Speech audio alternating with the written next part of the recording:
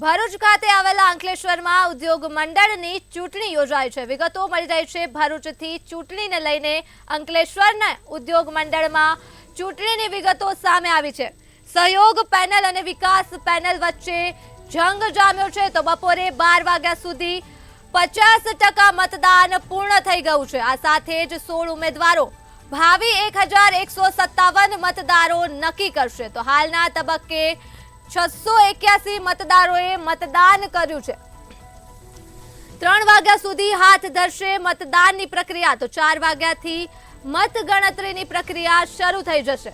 આ વિગતો મળી રહી છે ભરૂચના અંકલેશ્વરથી। અંકલેશ્વરની ઉદ્યોગ મંડળમાં ચૂંટણી યોજાઈ છે। સહયોગ પેનલ અને વિકાસ પેનલની વચ્ચે જંગ જામ્યો છે તો બપોરે 12 વાગ્યા સુધી 50% મતદાન પૂર્ણ થઈ ગયું છે અને 16 ઉમેદવારો ભાવિ 1157 મતદારો નક્કી કરશે।